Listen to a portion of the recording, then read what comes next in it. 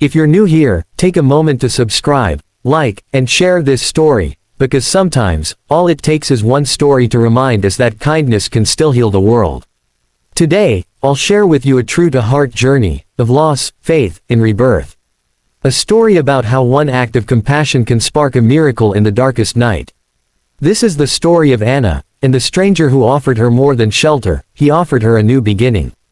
It was the middle of winter. The city slept under a thick blanket of snow. The wind howled through empty alleys, echoing loneliness through the streets. And there, beneath the stone wall of an old church, sat Anna, cold, frightened, and hungry. Her coat was too thin for the freezing night. Her shoes were soaked through, and her hands trembled as she held them to her chest, trying to keep whatever warmth she had left. She had not eaten for 2 days. She had nowhere to go. Life had taken everything, her home, her family, her dreams. And in that silence, she whispered a prayer. God, if you're still there, please, show me that you see me. But only the wind replied. She pulled her knees close and lowered her head, a single tear rolling down her cheek, freezing before it reached her lips. She thought she was invisible, forgotten by the world, maybe even by God himself.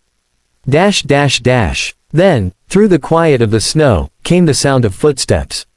She tensed, clutching her bag, fear rising in her chest. But the footsteps stopped in front of her, and a gentle voice broke the silence. Hey, are you okay?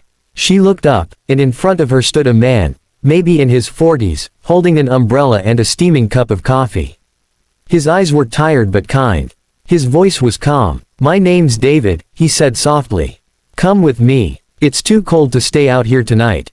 Anna hesitated. She'd learned the hard way that not everyone who offers help has good intentions. But when he knelt beside her and offered the cup of coffee, she saw something different in his eyes, empathy. The kind of understanding that only comes from someone who's been through darkness themselves. Fear told her to stay. But faith whispered, go. And so, she did. David led her to a small shelter on the edge of the city.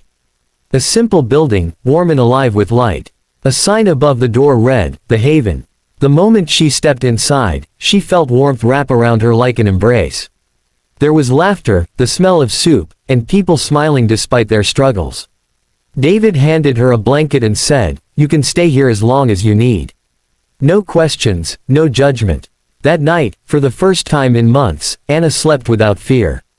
And in her dreams, she saw a light, gentle and golden, washing away the darkness she'd carried for so long. Days passed, and Anna slowly began to heal. She started helping around the shelter, cleaning tables, serving food, listening to others tell their stories. Each person she met had faced their own kind of storm, loss, addiction, heartbreak, loneliness. And in their eyes, she saw reflections of her own pain. One afternoon, David sat beside her as she served soup to a young mother. He said quietly, you don't need to have it all figured out. Sometimes faith means walking without knowing where the road ends. Those words settled deep in her heart. For the first time, Anna began to believe that maybe she wasn't broken, just unfinished. One morning, while sweeping the floor, she found a small Bible tucked behind a chair. It was worn, its pages yellowed with age. It had fallen open to a verse, Isaiah 41:10. Fear not, for I am with you. Be not dismayed, for I am your God. I will strengthen you and help you. Her eyes filled with tears. It was the very sign she had begged for on that freezing night.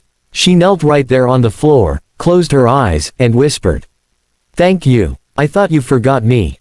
That moment became the turning point of her life. Because she realized the miracle wasn't in being saved by someone else, it was in remembering that God had never stopped walking beside her, even when she had stopped believing. Weeks turned into months. Anna got a small job at a local bakery.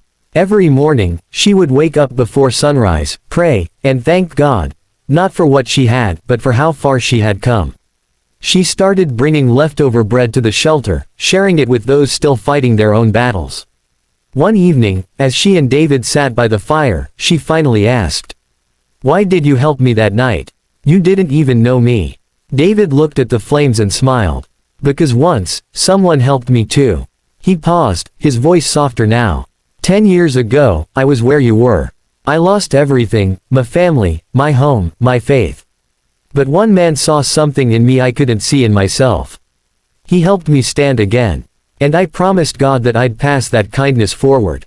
Anna's eyes welled up. She realized that David wasn't just her rescuer, he was living proof that kindness is a circle. One heart touches another, and the light keeps traveling. Time moved gently after that. Anna's laughter returned. She found peace in small moments, the smell of fresh bread, the sound of morning birds, the quiet strength of prayer. She no longer saw herself as a victim of the past, but as a witness to grace. Every sunrise felt like a whisper from heaven, reminding her that faith isn't about never falling. It's about standing back up, with a heart that still believes in love. A year later, on another winter night, Anna was walking home from the bakery when she saw a young man sitting near the same church wall where her story had once begun.